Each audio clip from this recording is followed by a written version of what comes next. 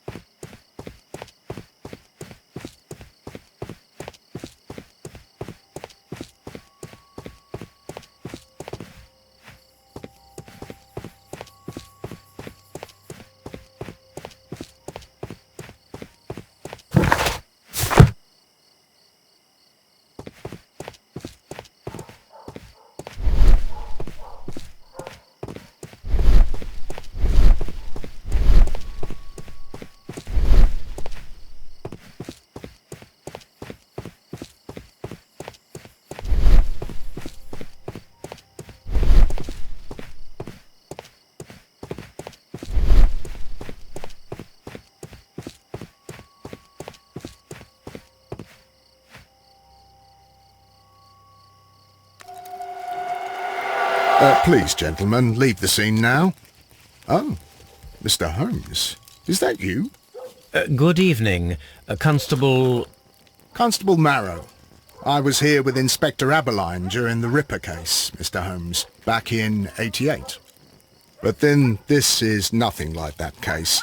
With this one, we've got the murderer, the weapon, and the statements, which speak for themselves. Of course, Marrow. But you know that appearances can sometimes be deceiving. You spoke of statements. You have witnesses? Well, I was there, so I gave my own statement. And then there were two other witnesses who said they saw the killer Chapman. Mr. Turner, a gentleman who lives in that flat over there. And Polly Powell, a flower seller, who is over at the far side of the street. Who were the victims? The two men here, both shot. The stab fellow was Brian Vercotti, a well-known ruffian. The other, Kenneth Butler, a jeweller by trade. So, Constable Marrow, I should be delighted to hear your testimony. I was standing at the north side of Half Moon Street. That was the side that you came from. But you would have been unable to observe this part of the street, where we are standing now. That is correct. But I saw the two victims slowly enter Half Moon Street, and then shortly after, the fireworks started. A few minutes after that, the fellow Chapman rushed towards me and ran into Half Moon Street. Please continue. I didn't pay attention, but suddenly I heard a woman's cries and police whistles on the other side of Half Moon Street. I rushed over there and I saw the two dead bodies on the ground. When I reached Whitechapel Street, I saw Leighton Chapman. He'd been caught by two police constables. Constable Marrow, what else caught your attention while you were running through Half Moon Street? I saw nothing but rats, and I took the time to light every corner with my lamp. What were the fireworks in honour of, Constable? Well, today's Queen Victoria's birthday, Mr. Holmes. Ah, yes, I appear to have lost track of the days. It is May now, of course.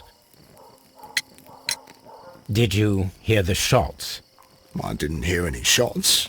The fireworks were all over the sky. They were so loud I couldn't hear anything else. Did you happen to look up at Mr. Turner's window when you were on Half Moon Street at that time? Yes, I saw that the window was open, but no one was there. It was dark in the room. Constable, your statements have been of great value to me.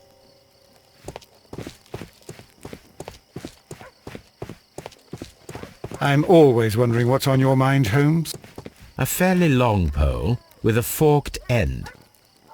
A fairly long pole.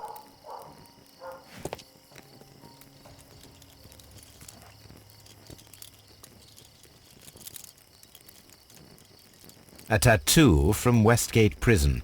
Vercotti must have done some time there.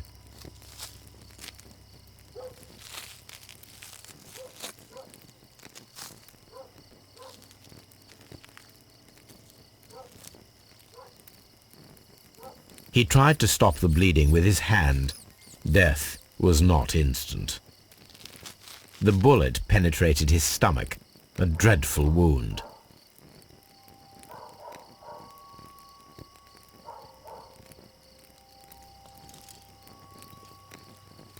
Brian Vercotti suffered greatly.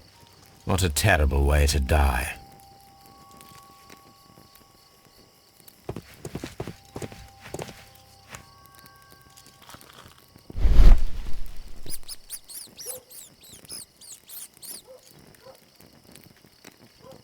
A piece of wood that has stuck between the cobblestones. Let us take a closer look.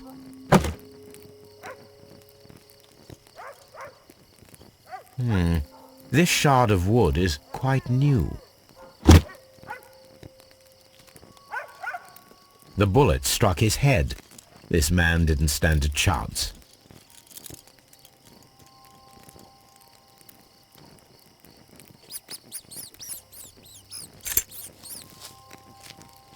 This is an ordinary key. I wonder what kind of door it opens.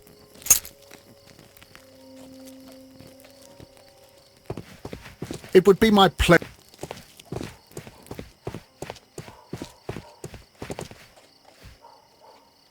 Good evening, Mr. Turner. I heard Constable Marrow reply to you as Mr. Holmes. Are you that detective gentleman? I've heard of you. And, well, I know things about this evening.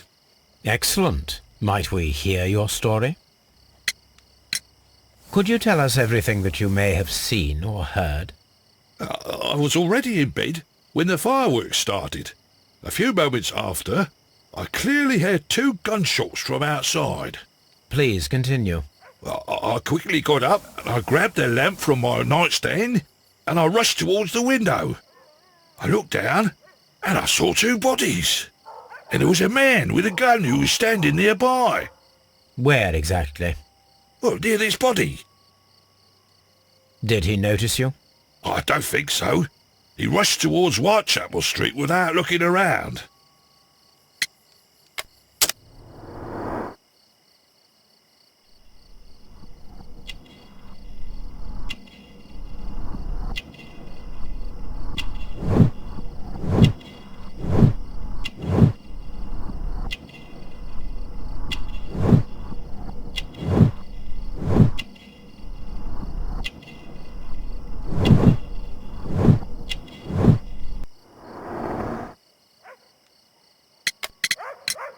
Mr. Turner, did you see anyone else in the street? No, I saw no one but that man, the murderer, the fellow they caught. Were the 2 shots you heard consecutive? Yes, there was a very short pause between them, and they sounded different somehow. It seemed to me that the second shot was louder than the first. That is an interesting comment. Mr. Turner, what were your actions after you stepped up to the window?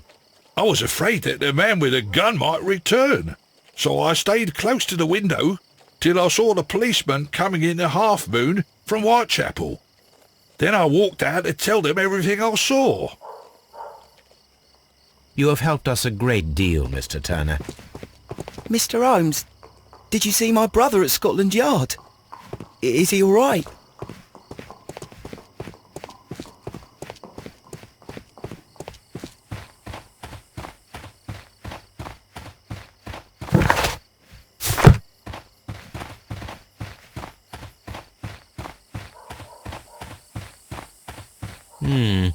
This mirror is turned towards Half Moon Street.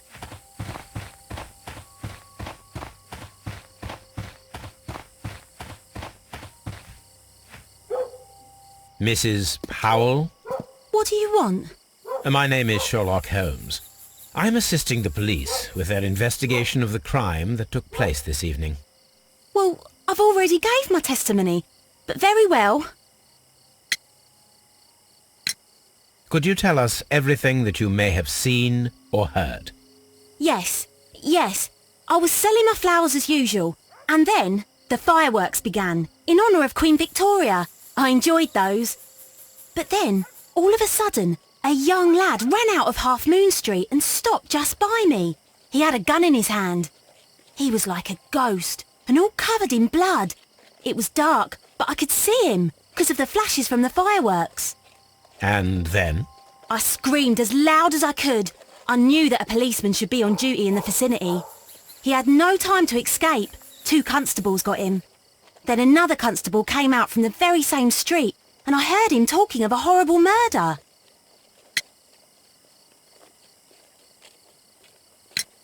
Did you see anyone else leaving Half Moon Street, prior to or at the time of the crime? No, sir, I did not. Even with all the fireworks, I was very attentive, as I'm always on the lookout for customers. Mrs. Powell, did you hear the gunshots? I'm not sure. You know, what with the fireworks? My thanks to you, Mrs. Powell.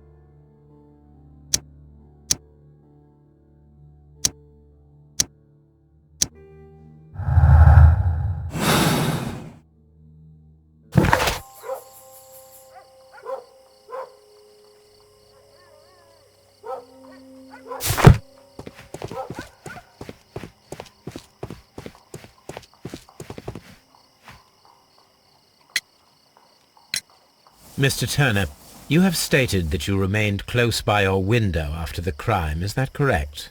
Oh, yes, Mr. Holmes. I stayed at my window until the policeman arrived to examine the dead bodies.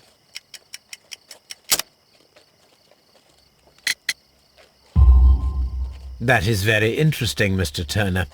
Constable Marrow stated that he did not see anyone at the window when he was running through Half Moon Street. Well, I think Constable Marrow and me, we might have been distracted by the whistles and shouts coming from Whitechapel. We could have missed each other somehow. You understand what I mean? It was a bit of a stressful moment, to tell you the truth, sir. Allow me to form my own theories, Mr. Turner. Would you mind showing me the view that you had from your window? Not at all, Mr. Holmes. Please, follow me. Mr. Turner appears to live very modestly.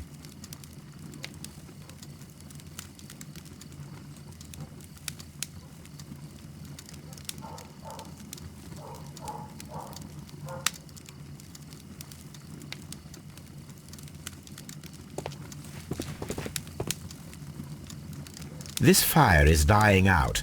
It was last tended to over an hour ago.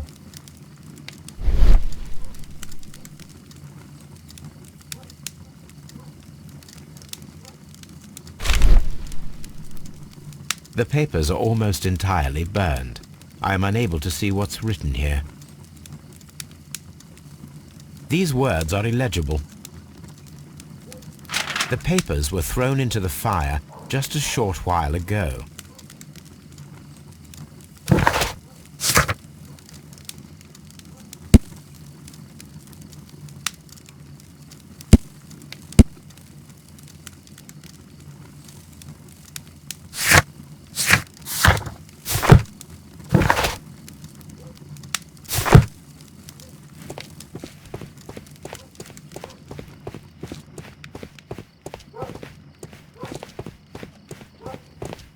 Mr. Turner was roused from his bed by the sound of gunshots.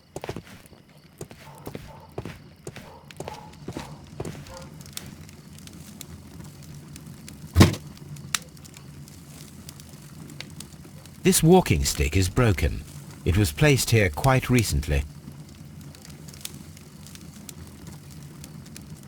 A perfect match.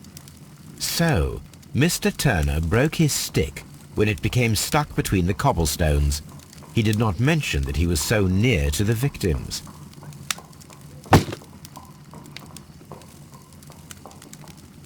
The books on this shelf are in a mess.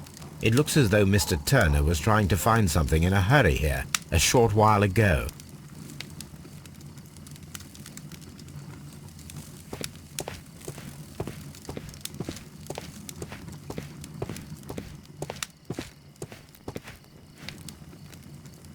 This kitchen knife is quite sharp.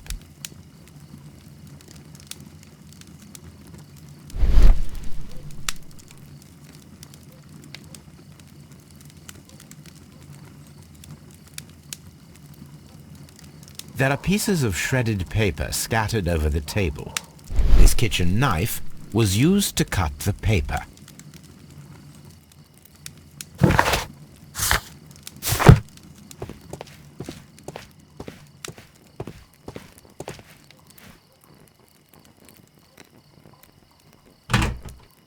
So, that's the view Mr. Turner had when he opened the window.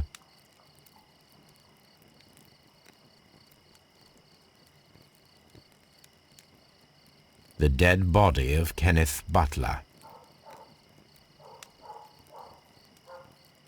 Brian Vercotti's contorted corpse. Mr. Turner had a perfect view of the crime scene. He saw the bodies clearly, and Leighton Chapman standing over them.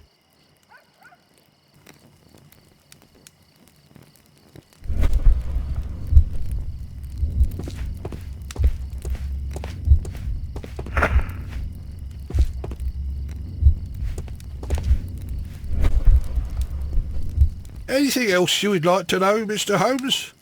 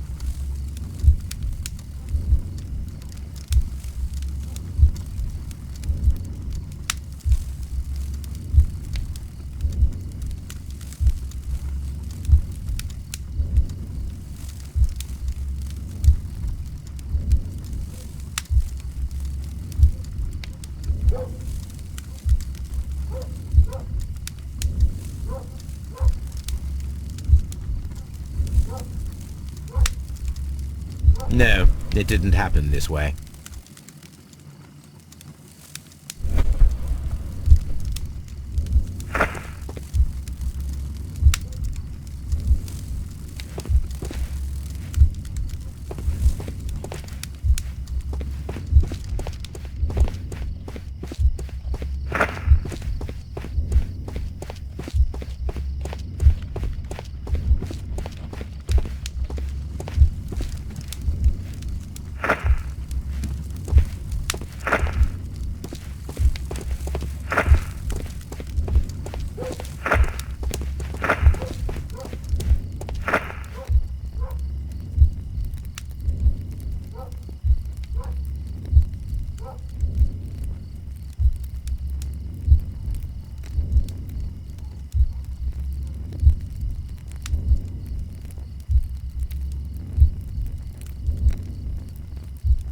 No, it didn't happen this way.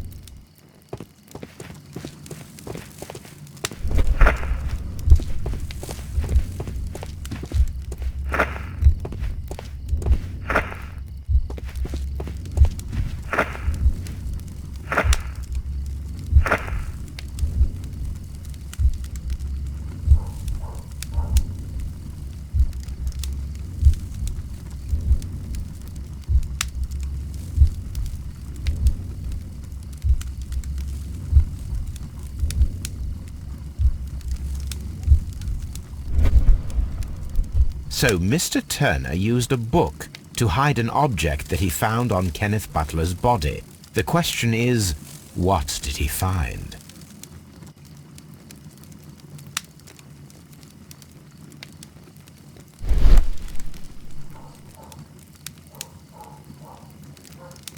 I can see prints from greasy fingers upon the cover of this book. Let us take a closer look. Well now, what a find! A precious jewel, concealed inside a book. A bracelet with a unique ram's head design, a distinctive feature of ancient Grecian artifacts, probably of the Hellenistic era.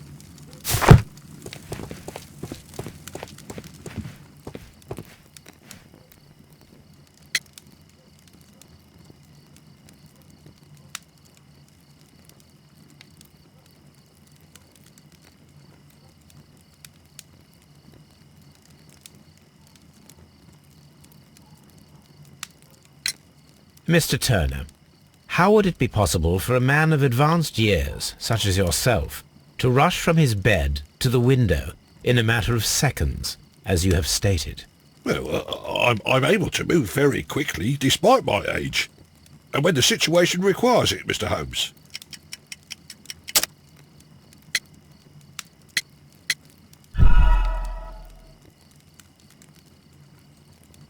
Well, I'm able to move very quickly, despite my age, and when the situation requires it, Mr. Holmes. I highly doubt that, Mr. Turner. I observe that you suffer a severe limp due to your injured right leg. It would have taken at least 10 seconds for you to approach the window. That means you could have easily missed something or someone in Half Moon Street during that time. You're right, Mr. Holmes. I could have missed something, but it did seem to me that everything happened so quickly. Time can pull tricks on you. And what of everything else that you told us? Mr. Turner, it is vital that we have your complete and true statement. Mr. Holmes, I do assure you that the other things I said were most sincere.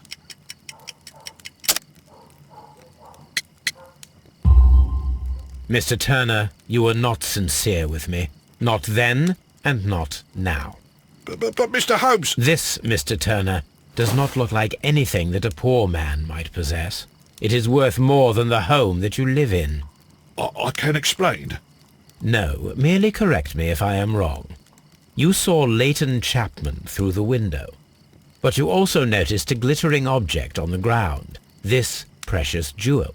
You walked down and took the bracelet from the body of Kenneth Butler, and when you heard the whistles, you hurried away. That broke your walking stick.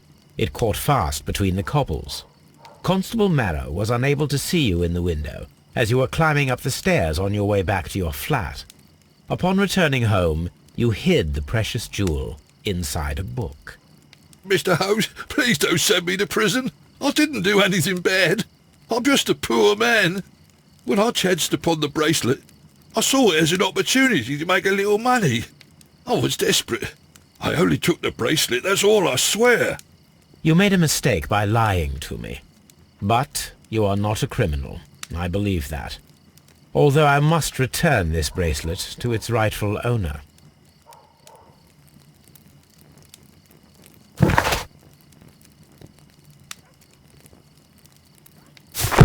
That's why it's better to stay at home at night.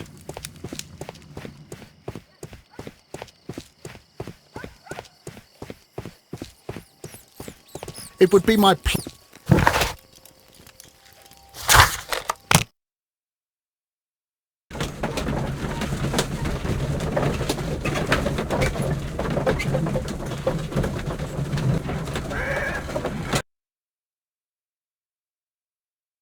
Mr. Holmes, whatever brings you here so late at night? I'm interested in the case of young Leighton Chapman. He was arrested earlier this evening and accused of a double murder. I beg your pardon? That case is quite clear to the police. Or are there any new facts that we don't know about? Who knows, Inspector? Look, you are free to investigate, of course, Mr. Holmes. Chapman was arrested with a revolver in his possession, which you can find in the evidence room. The suspect himself is in custody. Did you find anything else on his person? A few personal belongings. Nothing particular, Mr. Holmes. Thank you, Lestrade.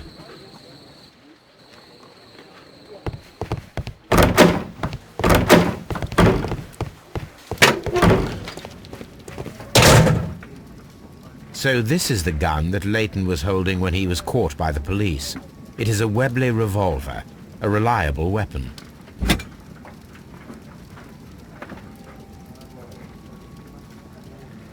It seems as though the shells were not removed from the cylinder.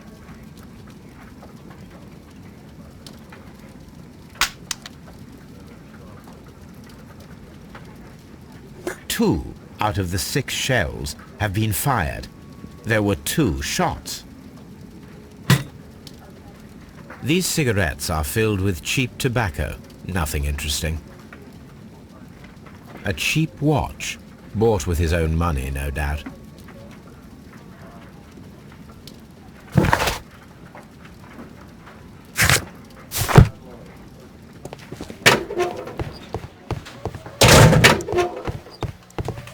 Please Good evening, Mr. Chapman. Who are you? I've got nothing to say. It's all a mistake. Calm down, Leighton. I have come here to help you. To find out if you truly are innocent, as your younger brother Wiggins has told me. My brother? You know him? Then that means you're... Sherlock Holmes. Oh, blimey. All right, Mr. Holmes. I'll tell you everything.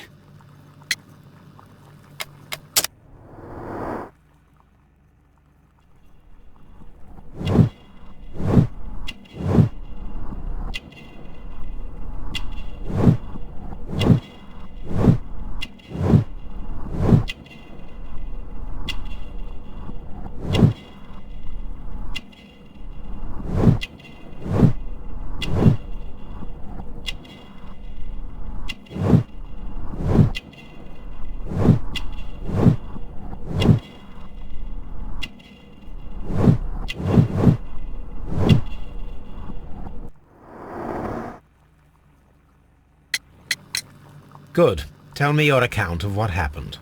I left my work and I hurried up to see the fireworks in Whitechapel. I was late, so I decided to cut through Half Moon Street. I saw the first fireworks light up in the sky. I bumped into a constable on a corner before entering Half Moon. Then suddenly, what with all the firework flare, I saw two men. They were both lying flat in the middle of the street. I stopped where I was. I thought about turning back to the police, but as I was thinking of that, I saw a third person. He was leaning over the body that was furthest from me. The second I saw him, he raised his head and he stared at me. In a flash, I saw his gun, but he made a dash for it instead and he escaped through Whitechapel Street. So you might still have had time to return to the constable. I panicked. I didn't know what to do. Anyway, I approached the bodies just to see if they were still alive. I saw that one had blood pumping out of his stomach. He was dying. It was horrible. The second one was already dead. He had a hole in his head. He was holding a gun in his hand though. I took it, and then I followed the third man. Interesting. Pray, continue. I turned a corner, and I saw the man standing in the middle of the street. He seemed to be in some sort of panic. And then, Mr. Holmes, something strange happened. I told the police and they laughed at what I said, but I swear to you, my words are true. I started running towards him. But then I was blinded by a flash. It was so bright that I hardly saw anything for a good dozen seconds. But I kept running forward. As I arrived in Whitechapel, I heard a woman screaming. And then I was caught by the police. But there wasn't a trace of that man. Of course, then they found a gun and all that blood.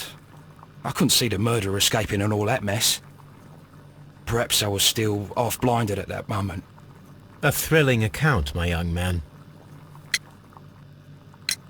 Leighton, are you able to describe the person whom you saw standing in Half Moon Street? Well, I wasn't able to see his face at all. It was too dark, and he was too far away. I could see his silhouette. And what about that? Nothing so special. He was wearing a jacket. He was quite average in size and his weight. I see. Was there anything else that struck you at the time? No. But perhaps... It's strange, but I can't remember the sound of his footsteps as he was running away. Perhaps it was because of the fireworks or the surprise of me seeing him. Leighton, I confess I am puzzled. Why should a young lad like you take a gun from the hands of a dead man and set off in pursuit of a probable killer?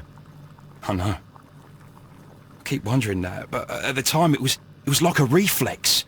A criminal ought to be arrested, and he was armed. You were willing to risk your life. That was a little foolish, unless you wanted revenge. No, Mr. Holmes. I was just being brave and stupid.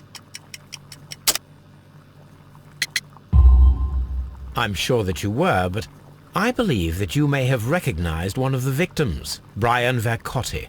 You knew that gentleman well, did you not? However could you know that? You have a typical tattoo of the Westgate Brotherhood upon your hand. I observed exactly the same mark upon Mr. Vercotti. You came to know him from your sharing a past prison sentence. Am I correct, Mr. Chapman? Oh, God. You're right, Mr. Holmes. Would you tell me a little about Brian Vercotti? We were convicted for a robbery. Once in prison, both of us joined one of these fraternities. During that year, we tried to help each other out, you know? You were quite young then, I believe. Yes, Mr. Holmes, we were. We'd only stolen a pound of meat. After we were released and when I saw what my little brother had become, I decided to work towards living an honest life. And Vercotti? He had a hard time. His sister had died in a Whitechapel dispensary while he was in prison. He had no family anymore. Our paths split. He fell back into crime. So you lost him? Yes. And for around 2 years, I heard no news of him at all. We shall see you soon, young man.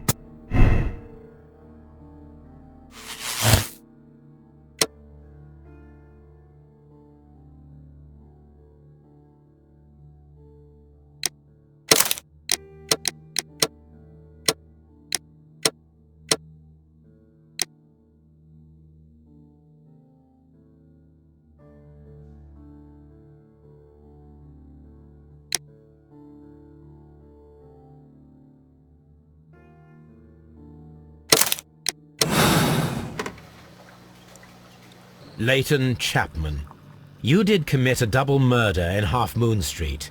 It was due to a long-held grudge against one of your victims, Brian Vercotti. However, your brother Wiggins came to me. He needs you as much as you need him. I have faith that you will not err again, so I have decided that you shall avoid a harsher fate. But no! It didn't happen like that! We have solid evidence, Chapman. You cannot deny it. A crime is a crime, but Mr. Holmes has convinced us to ease your sentence. Don't make us regret it. Mr. Holmes! But you promised to save him!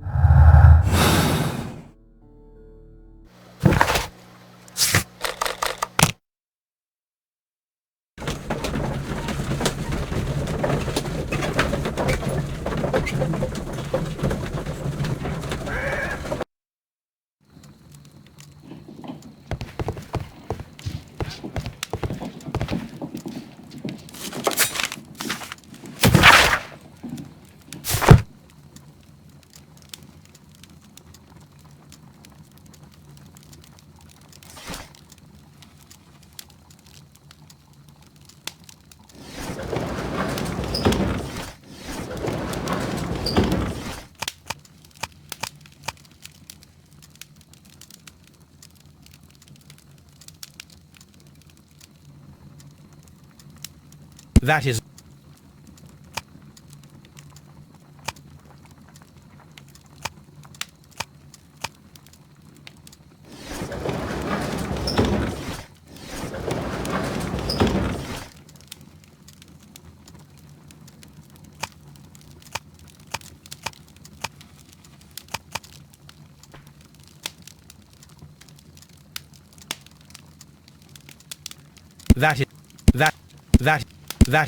That is not...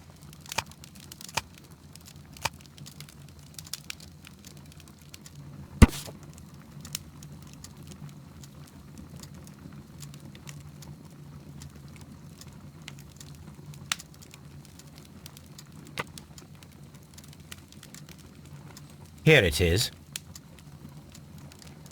I need to continue my research in my archives.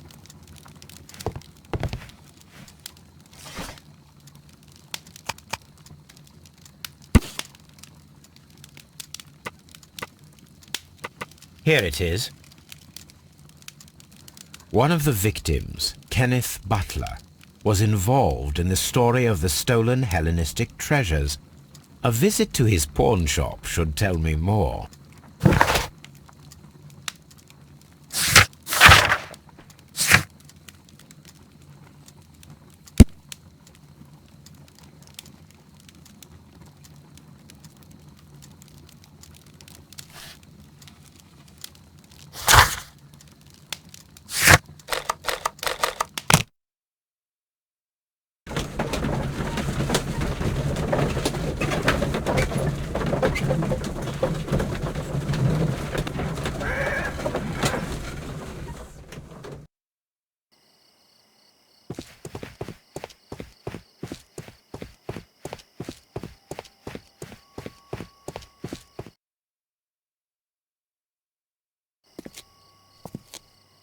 What's up with you, lad?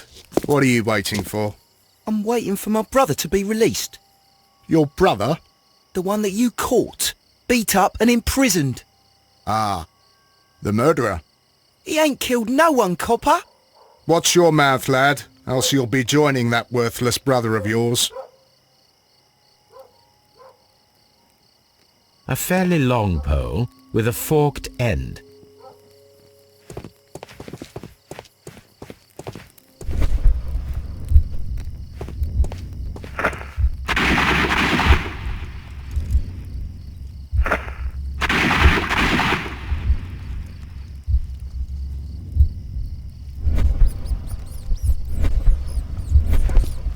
It would be my pleasure to assist you with your investigation, Mr. Holmes.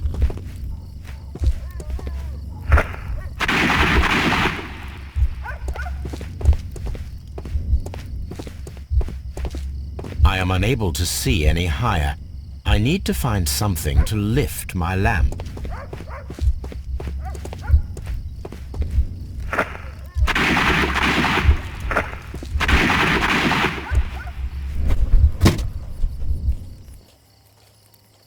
This should be useful.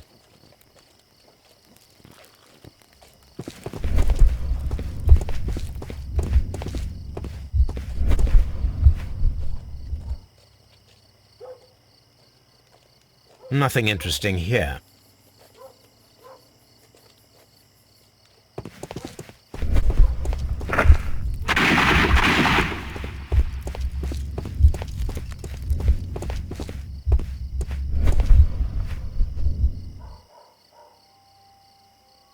This is most definitely a bullet hole.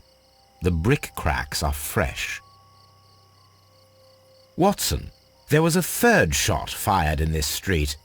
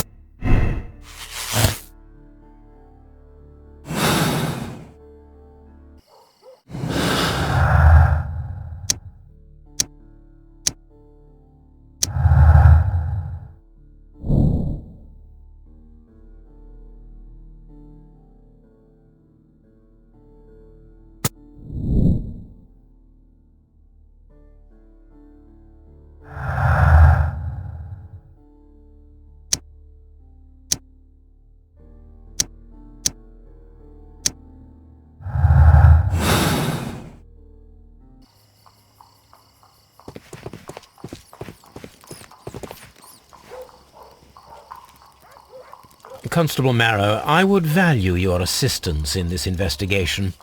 It would be my pleasure, Mr. Holmes. I would like to make sure that there are no places in Half Moon Street where a man could hide while you were running through it with your lamp. All right, Mr. Holmes, what should I do? Take your lamp and start walking, just as you did before, and try to find me. Understood.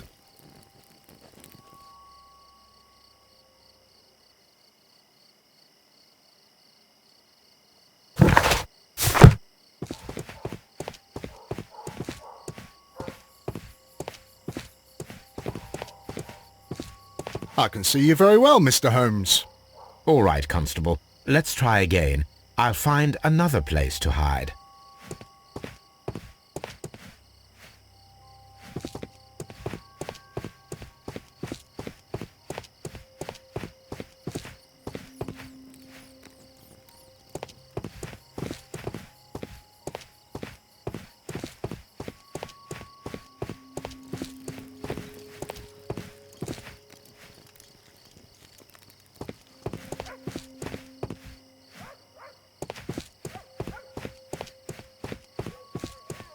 No, this is not how I walked at the time of the crime. I was more attentive. Let's start over again.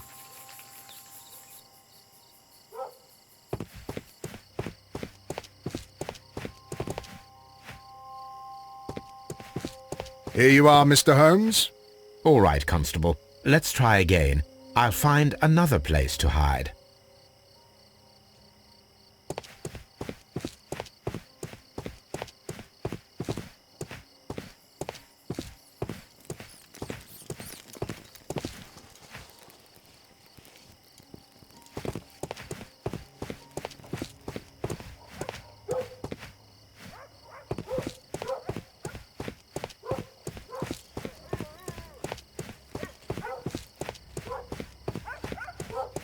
Mr. Holmes, it wasn't difficult to find you at all.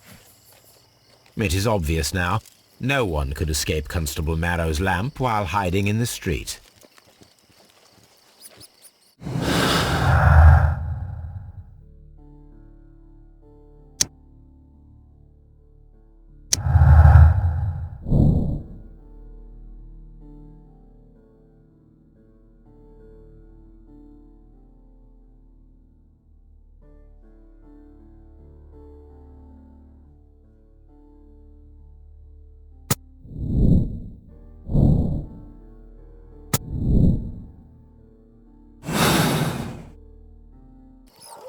It would be my pleasure to assist you.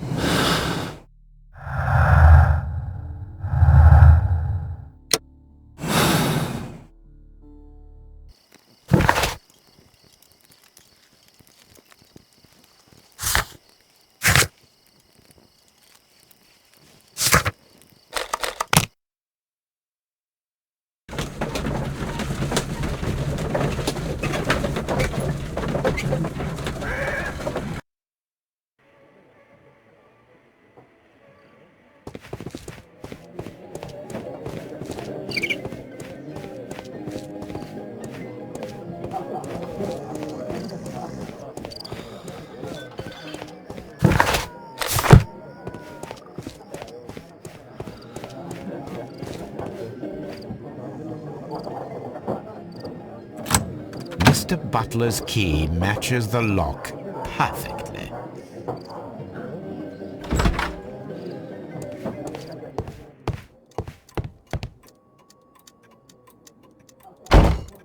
These tools are exactly what I need to climb the wall.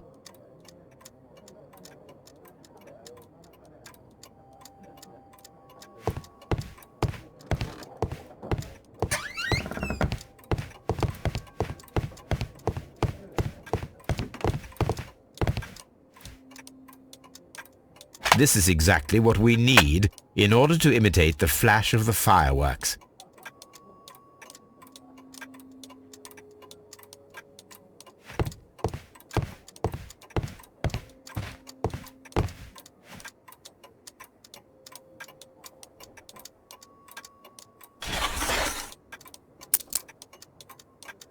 The ram's heads. This necklace belongs to the 5 Rams of Mittelin collection. Interesting. That means that Kenneth Butler owned a part of this collection all this time, 10 years after the theft.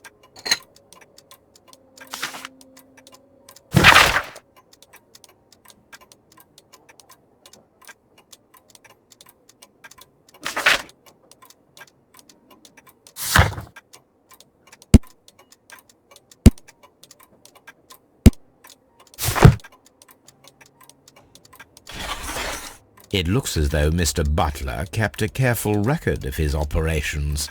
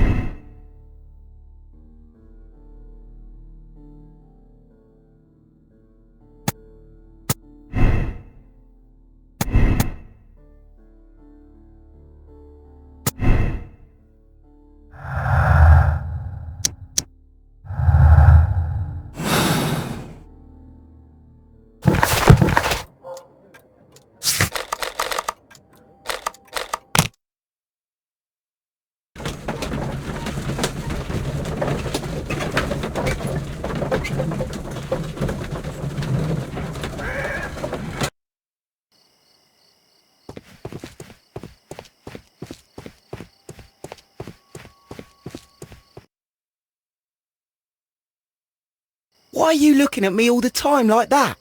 I'm just watching you, lad. I never know what to expect from people like you. People like me? Yes, street beggars and thieves. I ain't a thief. Oh, no? Then where did you get whatever it is that you're gnawing on? I very much doubt that you bought it. What ain't seen can't hardly be stolen.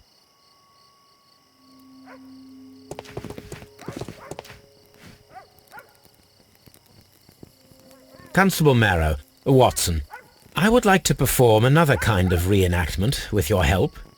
I'm listening, Mr. Holmes. I want to check if Leighton's testimony can be trusted. If someone could vanish into thin air at a specific moment. But Holmes, I don't see how. I am going to be the mysterious gentleman whom Leighton followed. I will stand exactly where he saw him before he was blinded by the flash. Watson, you will be Leighton. When I fire the signal flare, you should start to chase me. I understand, Holmes. You, Constable Marrow, just play your part and do exactly as you did. Just, please, wait 5 seconds after the signal flare. I doubt that Polly Powell would have screamed any earlier. As you say, Mr. Holmes. Let us begin then. Catch me if you can.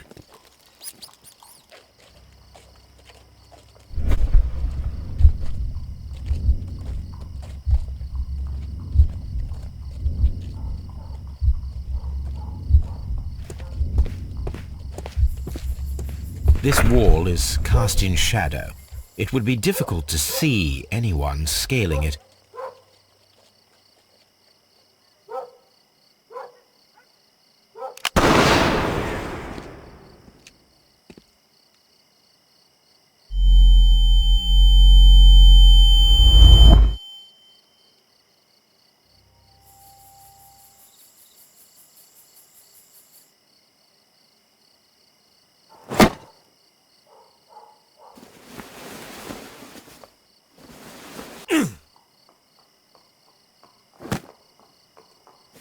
I can barely see anything.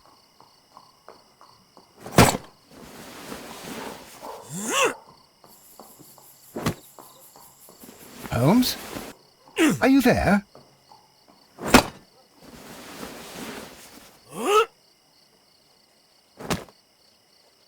I should try climbing faster.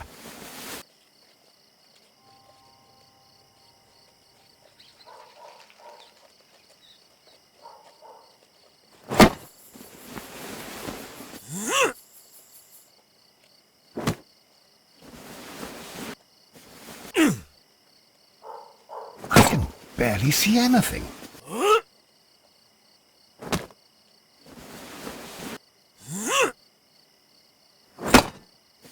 Holmes?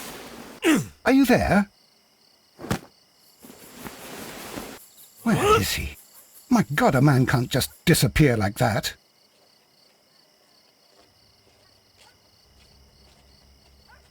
Holmes? Holmes? Where are you? I cannot see you, Mr. Holmes. Dr. Watson, it seems that Mr. Holmes has disappeared. Don't worry, gentlemen, I am up here, above your heads. How on earth did you get up there, Holmes? I am using crampons and a climbing axe, although the person we are looking for did not leave any traces of such tools. Constable, is there any way to get to the top of this building? Yes, Mr. Holmes, I can show you.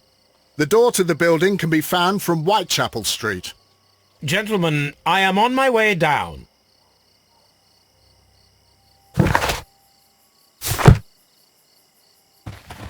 This is the back door of the building.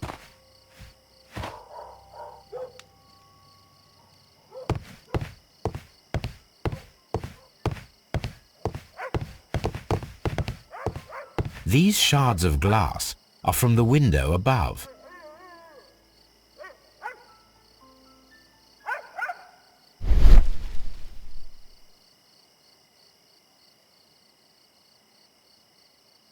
A cluster of thick black threads. They're unusually strong. I should examine them under the microscope. It's empty. Someone broke through the window to get inside the attic, but in his haste he ripped his jacket.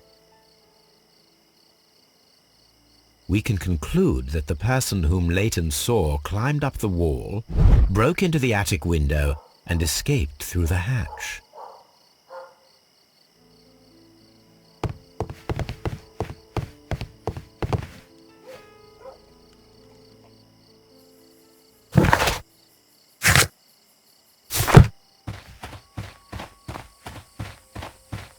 I suppose that I shall have to move my stool now. I'm always wondering what's on your... Mr. It would be my...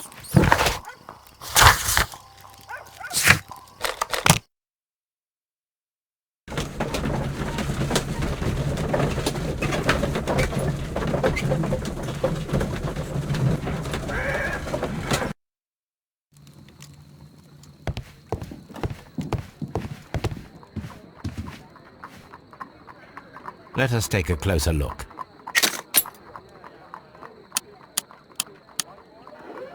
It is not a thread, but a hair. I very much doubt that it is human. I need to compare this sample with a human hair and a horse hair. A shaving brush is usually made from horsehair. Watson, could you please pass me your shaving brush? Here you are. Watson, look, what's outside the window? Well, I don't see anything. Ouch! Holmes! Oh, don't make such a fuss. One little hair.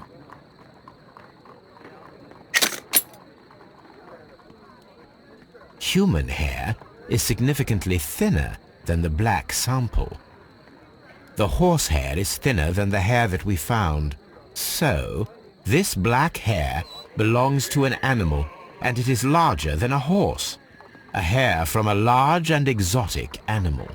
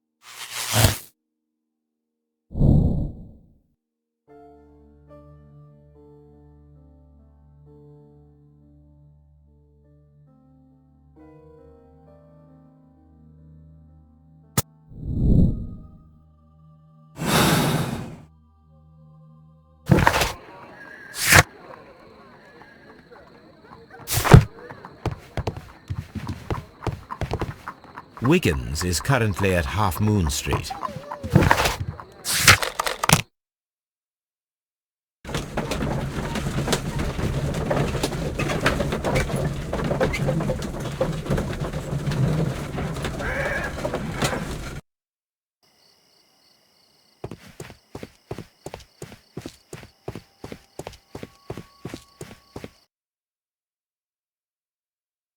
Wiggins, my lad, what are you doing here? You'd best be leaving and be quick about it. I've done nothing wrong. You'd learn more by watching Mr. Holmes. He knows exactly what he's doing. Not like you. Oi, watch your tongue. It would be my pleasure to assist... Mr. Holmes? We have good news for you, Wiggins. The investigation has proven very interesting so far. We found facts and details that confirm your brother's innocence. I knew it, Mr. Holmes. But for now, Wiggins, we need your help. Anything you like, Gov. I need you to locate a circus that has stopped over in London. It needs to have disposed of at least one exotic animal, a very large one. You can count on me, Mr. Holmes.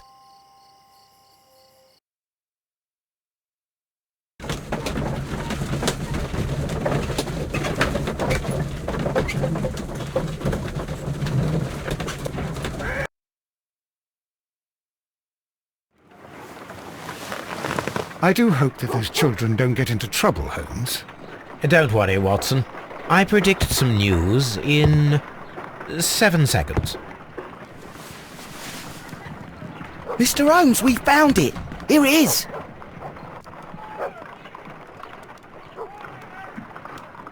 Duval Brothers, a well-known travelling circus that is currently stopped in London.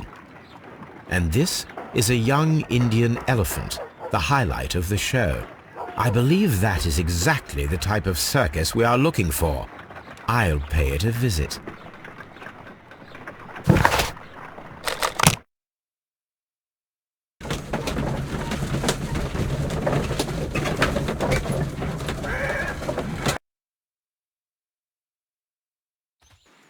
Aye, you! Stop right there. Good morning, sir. Pardon me, but why am I not allowed to walk around here? Because it's private. Well, I only wanted to meet the artistes. Hmm? You're wanting to apply for... Nah, you don't look like the type of, artistic lockpicker that we're looking for. You might be surprised. What? Nah, I don't think so. Clear off.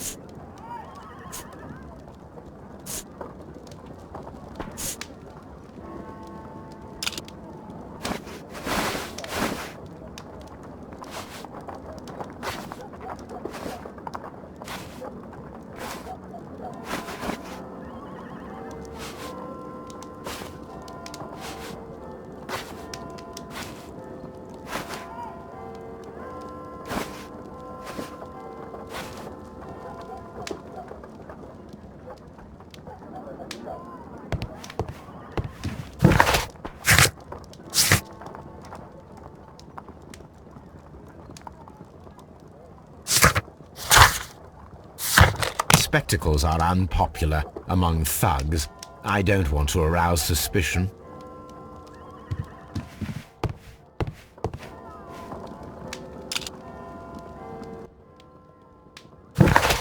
I'd better wear a shabby hat.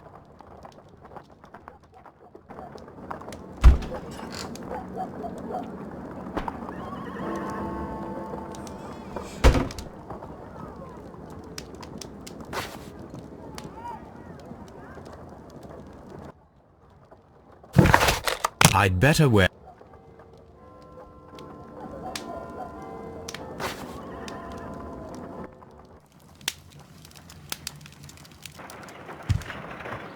Stay where you are. What are you doing here, and where is Sherlock Holmes? Calm down, Watson. Take deep breaths now. It's me. Oh, thank God, Holmes. I can't get used to your disguises. Thank you, Watson. That means I am ready to go.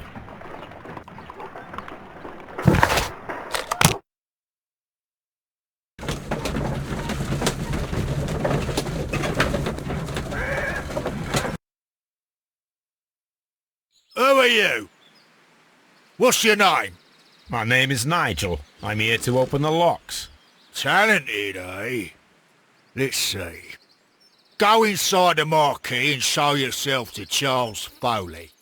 And I'd highly advise you not to trick him. Got that? I've got it. Char-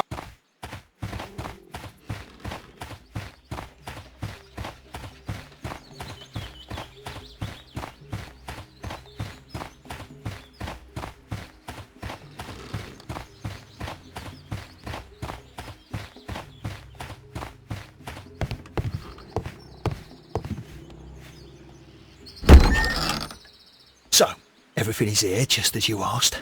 And what about the money? Some of the barrels are wet. Transportation issues, it couldn't be helped. Whatever. We'll be here after midnight to pick up the supplies. I want to be paid first. No. You'll be paid after we make the transfer, as I said. Right? I hope that no one saw you. The police are on the lookout. Of course not. I'm a professional. Glad to hear it. Be ready for tonight, then.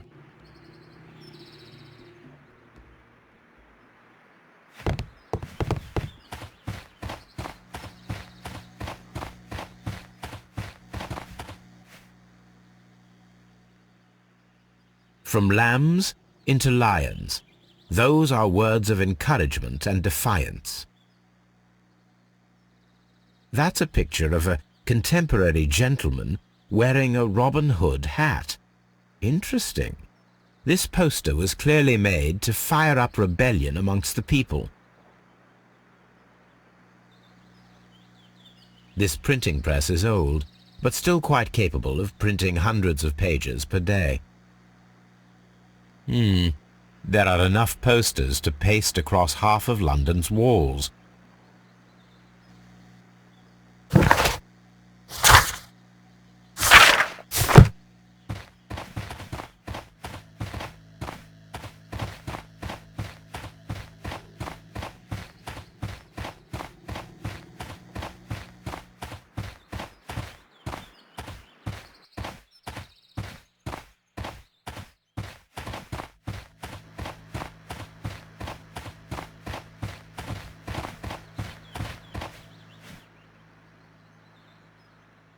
This wooden barrel is damaged. It is difficult to say what is inside. There is a spot on this barrel that was intentionally painted out. The crest of the Honourable Artillery Company. Could it be gunpowder? I need to be sure. Judging by the fractions and the scent, I can confirm that it is, in fact, gunpowder. The barrels are roughly clustered. It seems as though they were brought here in a hurry. Powder kegs, a printing press, and a great many blank papers. All of this was stolen by the Merry Men quite recently. And these poster samples. I am quite sure it is not a coincidence. The Merry Men are planning some sort of sabotage. Stop right there. Who are you? Are you Charles Foley? Maybe. They say that I can open any door. Do they now? We'll see that lock near the chains on a table over there. Open that.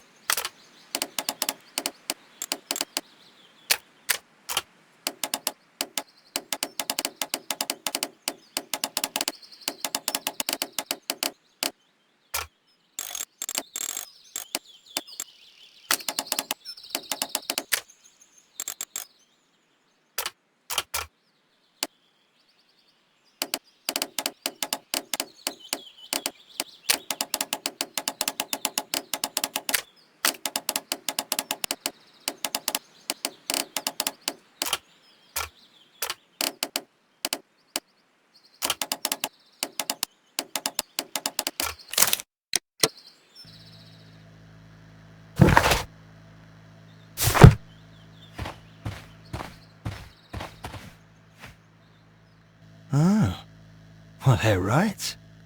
What's your name? Nigel Shirley, from York.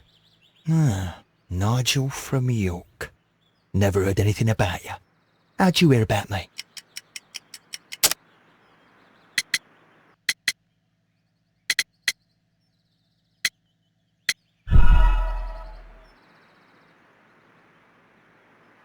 Ah, Nigel from York. Never heard anything about you. How'd you hear about me?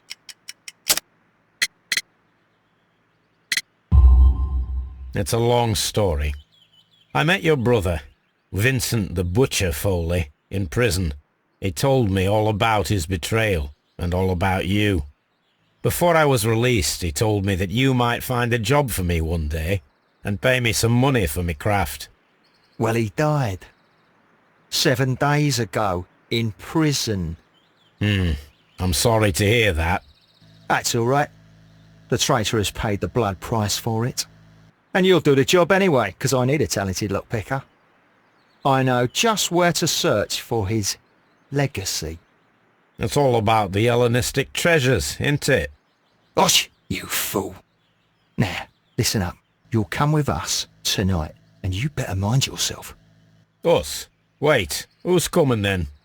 Billy, Jack and me. And what will I get for that? We'll share the loot. The one you seem to know about. Right. Wait for us at the abandoned manor house on the corner of Ladbroke Grove and Kensington Park Road at midnight. Deal.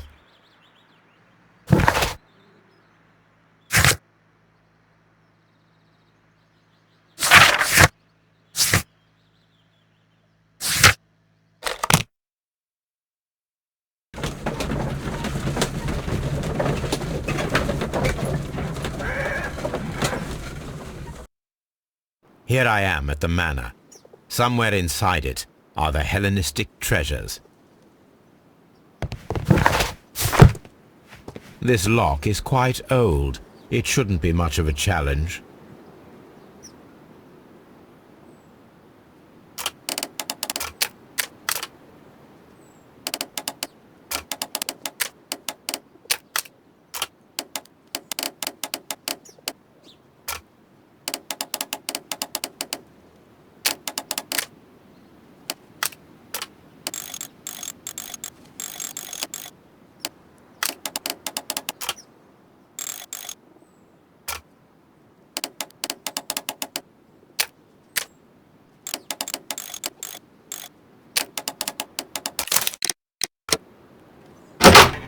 I need to find where the safe is hidden and lockpick it.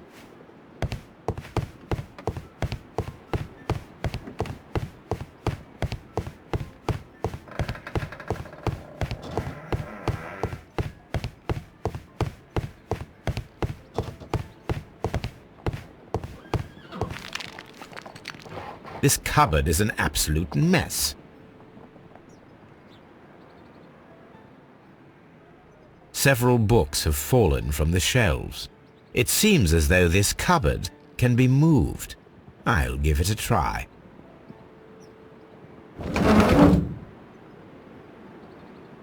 So, that's the lock I must open tonight. Let me see.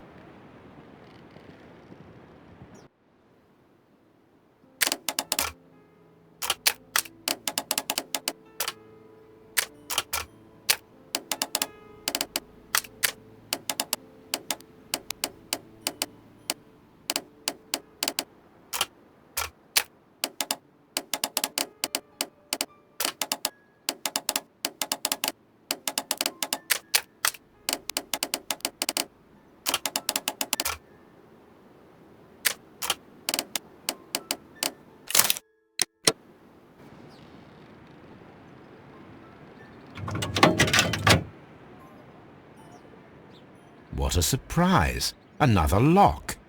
And I won't be able to pick it. I recall that precious key around Foley's neck. It might prove a decent fit. I suppose they hired me to only open the first lock. Let us wait for the thieves, trap them, and find out. Let us check the thieves' possible escape routes. in the event that they are caught off guard by the police from the front door.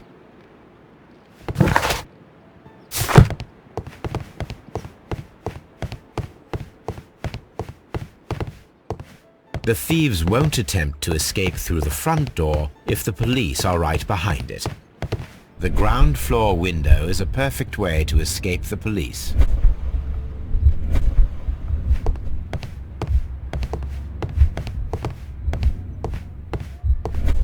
This door is a perfect means of escape in an emergency.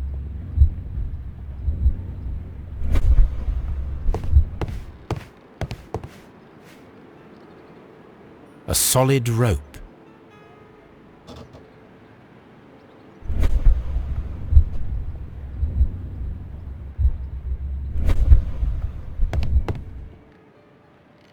This should be useful.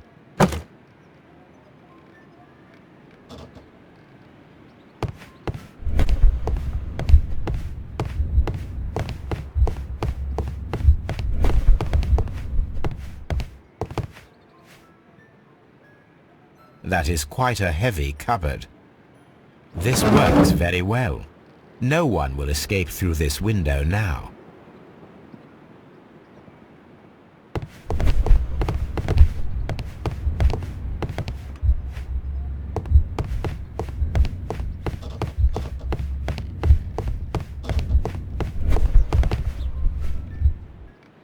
I wonder what this old chandelier is doing on the floor.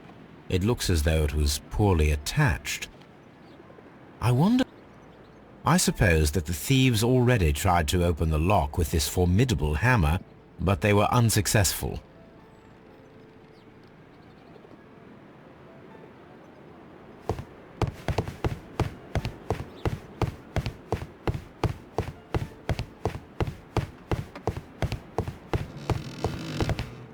Although this window is high above the ground, it would be possible for one of the thieves to attempt to use it for their escape.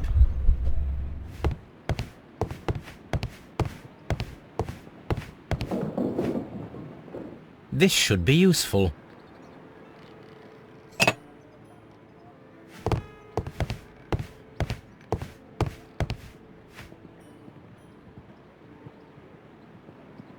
This is the perfect place to set a trap. One step on these beads and our thief will go flying. I should walk carefully here, else my plan will be ruined.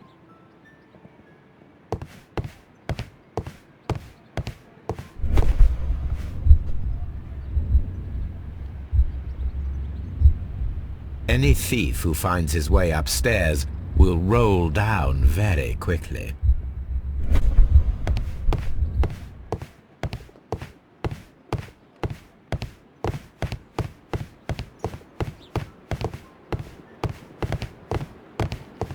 Although this window is high above the ground, it would be possible for one of the thieves to attempt to use it for their escape.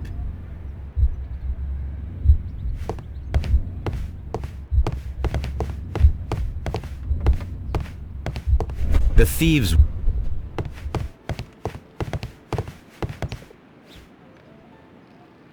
I wonder what this old...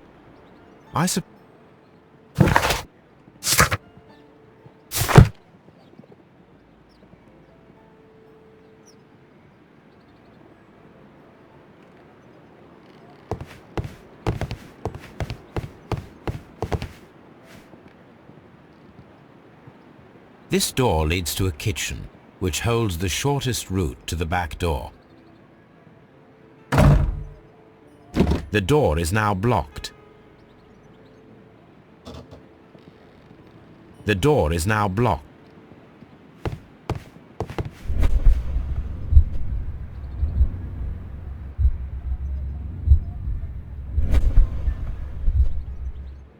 This should be useful.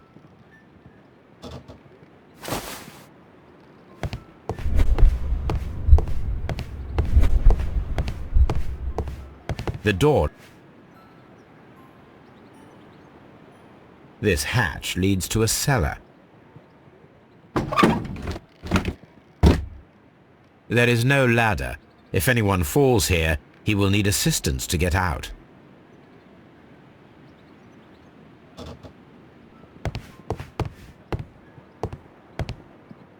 This hatch.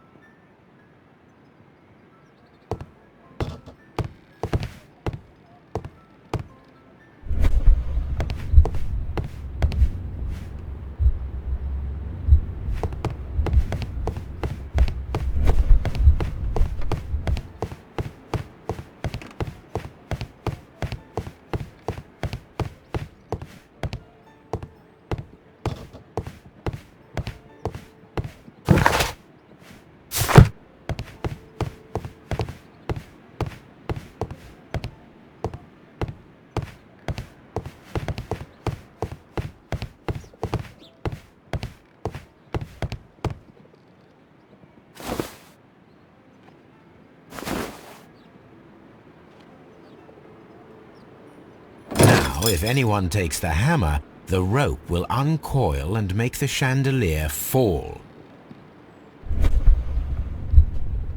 If he runs through the dining room and takes a sledgehammer to force open the door, the chandelier will knock him down.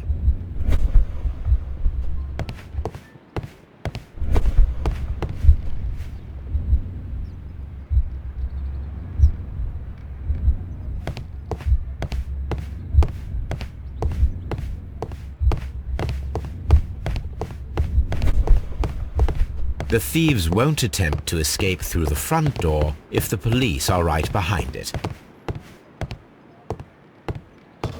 This door is a perfect means of escape in an emergency.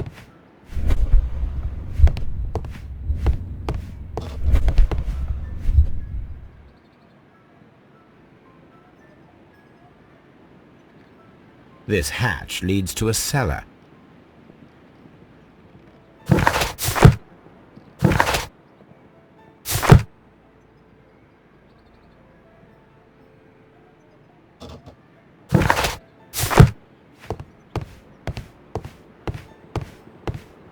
The door.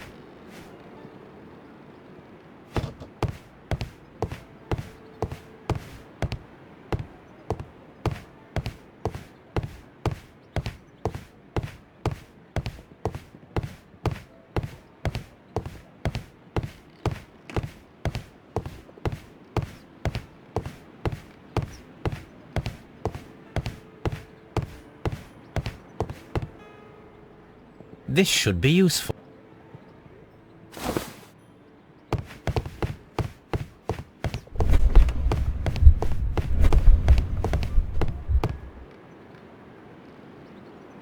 Now, it's not an open hatch, just a nice carpet on the floor. I should walk carefully here, else my plan will be ruined.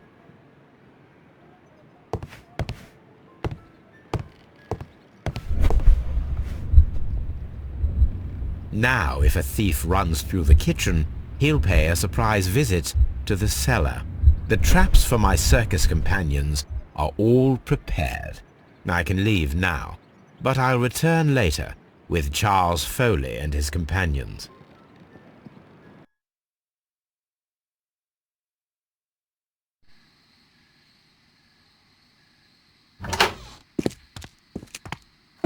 Police! Police!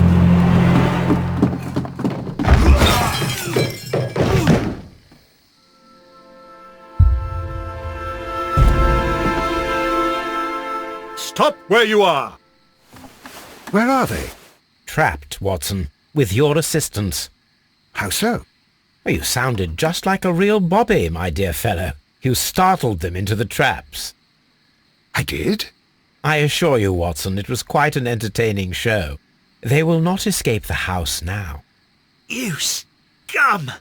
And this is the pistol used for the murder in Half Moon Street. How'd you know about that?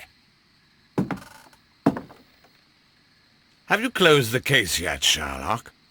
Mycroft, what are you doing here? Did you follow me?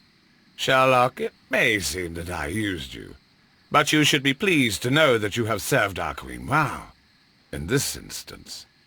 So now, let us catch the big fish. But this man is not one of the merry men. No, Then why exactly are we here, Sherlock?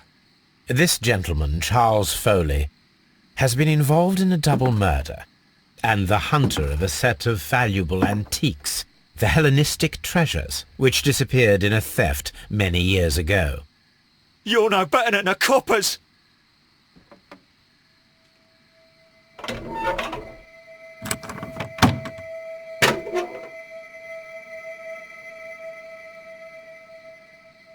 Holmes, that is incredible. The Hellenistic treasures. Indeed. Nothing but trifles. Where are the merry men? I don't know why you are asking me, Mycroft. They are yours to find. I'll see you soon, dear brother.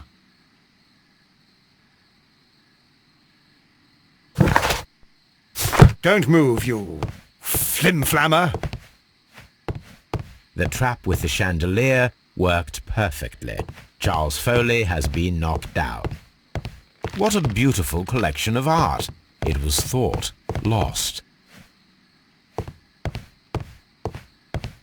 One of Foley's companions. He is unconscious.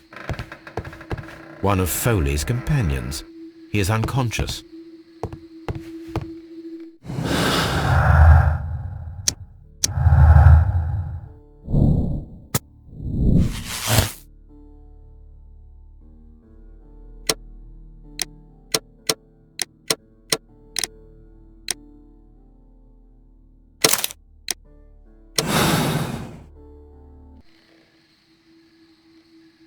Charles Foley, you committed the crime of premeditated murder and of theft. You will be severely punished for your deeds. You are pitiful, you Scotland Yard dog. Save your words for the gallows. I'm sure the journalists will love them. I shall leave now, Watson. Gentlemen, please take our friends here into custody. Where are you going? I have unfinished business. I'll see you at Baker Street.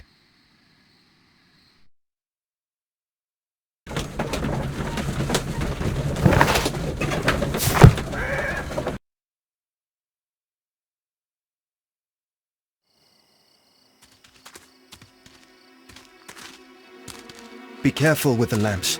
Don't bring them too close to the barrels. Good evening, gentlemen. Who's there? That is of no importance. What matters is who you are and the plans that you have here. So you can stop us from carrying them out? Eventually, yes. Hey, careful. You'll blow us all up. I'm listening. We are a group known as the Merry Men. But I suppose you knew that already. We are the men who've already lost everything of value in their lives. We are ruined shopkeepers. We are workers who were fired from their jobs, honest people who were robbed. We were forced out from our homes and thrown onto the street, and all of this in the name of the so-called law. The laws that were set out by our government. The laws that make the commoners only more vulnerable and the wealthy more protected. We are not only from the British Empire. Some of us are from the New Lands, America, Australia, and we are many.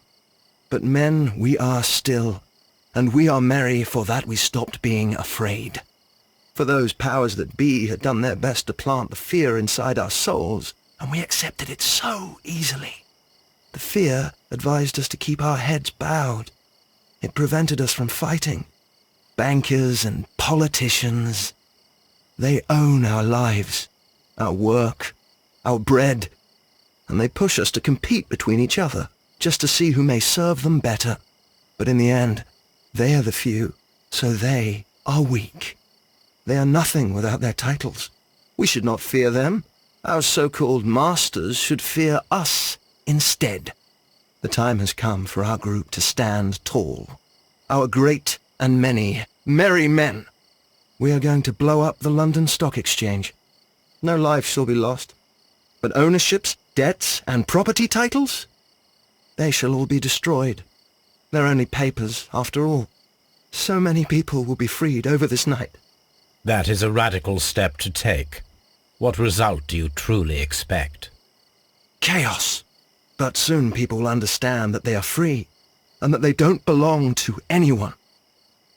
they will be able to work for themselves, together, without letting the rulers dictate what to do, and finally justice will arise.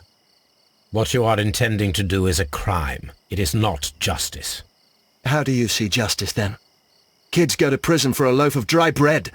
And how many lords do you see punished for stealing from their people, sending them to their deaths in mines or overseas to fight for land?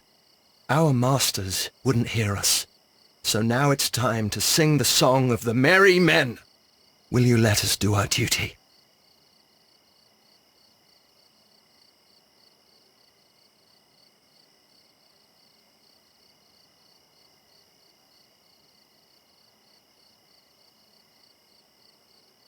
When the law serves only the few, it can no longer be trusted. Every man is equal, and he has a right to choose his own way. I shall not stop.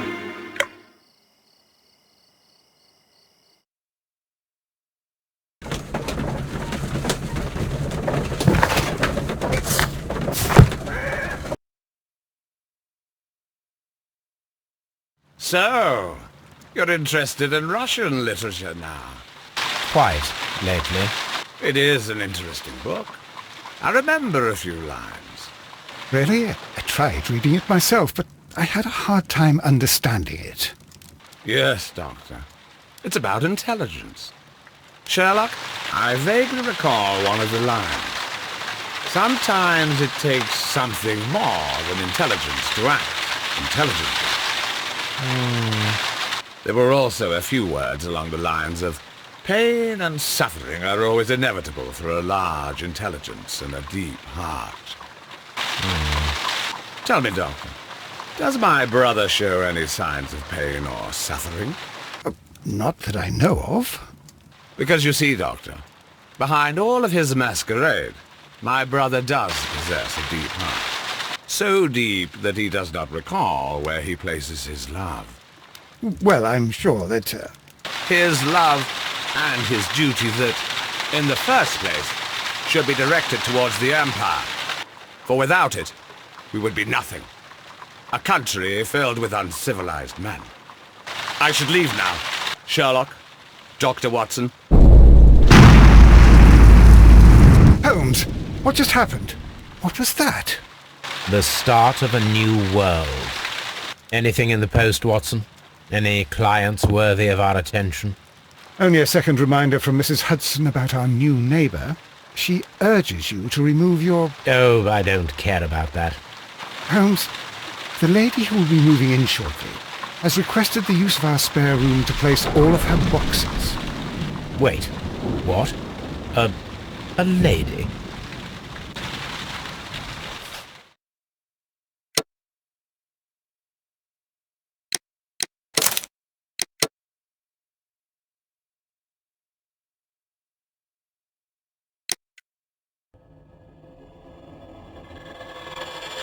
you